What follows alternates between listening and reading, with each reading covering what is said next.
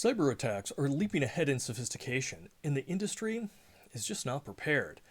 As an example, Google Project Zero, their team recently detected attackers that exploited a combination of 7 previously unknown vulnerabilities, 0 days, to hack fully patched Windows, Android, and iOS systems. Now, this was part of a bigger campaign from these attackers that leveraged a total of 11 zero-day attacks. This is unheard of. So what is a zero-day exploit? A zero-day is a vulnerability that is known by the parties that discover it, but not anybody else, including maybe the software developer or the operating system owner, so that they know to patch it. And this allows the attackers to exploit it and have a huge advantage. And they're very, very valuable in the environment, if you can imagine. Using a single 0 day is rare, and they are very coveted. In fact, some 0 days have fetched over $1 million on the open market. So this is something that people try and discover, and product developers try and make sure that there aren't any major vulnerabilities like that can be used to the detriment of their users. Now, chaining together these vulnerabilities or any kind of vulnerability is common, but not with 0 days because they're very, very rare.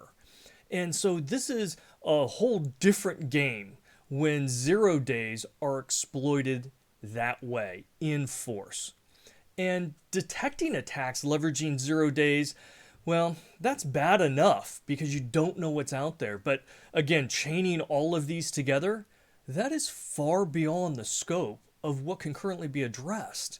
It's just not practical in our current cybersecurity environment. And this type of attack is not trivial. It is tremendously complex. You have to discover or acquire. You can purchase 0 days sometimes. And then you have to develop the exploits to take advantage of those vulnerabilities that is specific to the individuals that you're targeting. You have to test those exploits, and then you have to integrate them into some type of framework that also aligns with your intended target. And in many cases, just like the one that Google Zero team found, an infrastructure had to be built and maintained to deploy the attack. And even once these attacks are launched, the attackers, well, they have to continuously adapt and fine-tune them because the targets sometimes react or things just change in the environment. So these kinds of attacks require huge skills, serious resources, patience, focus, and an organizational capability in order to pull off these attacks successfully. And there really aren't many attackers that can do that. We're really talking about nation states. They're the ones that have the resources, the skills, constantly investing. They have the patience, and they're the ones that are attacking in these ways. So they have the ability to acquire and chain together exploits of multiple 0 day vulnerabilities. Unfortunately, the current rating schemes that we have around vulnerabilities like CVSS, they're not well designed to comprehend the complexities of such nested risk scores. And as attackers are chaining these vulnerabilities together, it kind of undermines this current rating scheme that we have. Imagine evaluating saltpeter, sulfur, and charcoal. Independently, okay, they're kind of interesting, but you combine them and you get gunpowder. Well, the same principle applies when you look at vulnerabilities in general. If you look at a vulnerability just by itself, it may not be that interesting. But if you can see the bigger picture where somebody can take that vulnerability and chain it to another to get to something else, to do something really bad, and down the line, that then becomes a much greater problem.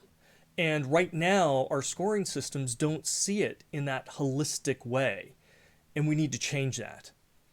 And these exploits that are originally funded or developed by nation states, they can, once they're released in the environment, everybody can kind of see them and tear them apart and figure out how they work. And that can waterfall down to other types of attackers, to cyber criminals and everything. And they tend to get reused. So it's not just the problem of the target of that nation state. It becomes everyone's problem eventually. And overall, I think this is an important signal for the next big step that cybersecurity needs to take.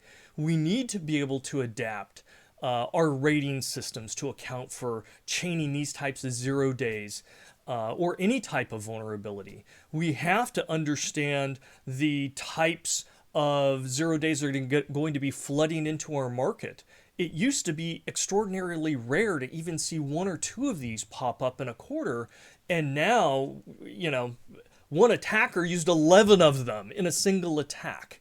So our understanding of the scope and the challenges has to shift. This isn't just one little step forward. And we need to start driving significantly better product security, DevSecOps, and DevSec, right? To make sure that our products don't have so many holes. And that will shrink down the attack surface, and it will reduce the amount of vulnerabilities that can be discovered and then chained together. So we have to do a number of different things here.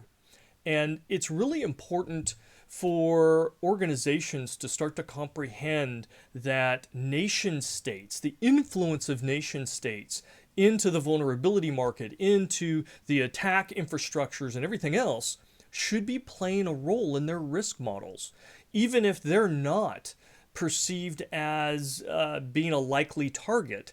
It's still going to impact you because of how these vulnerabilities can waterfall down. And if the attack does happen to somebody who provides a product or service that you use, that then impacts you. That's a supply chain issue.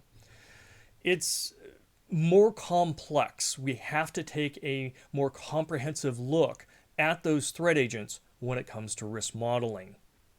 Okay. So overall, this is not a small evolutionary step. This signals a big leap in the cybersecurity industry, and one that right now we're simply not prepared for.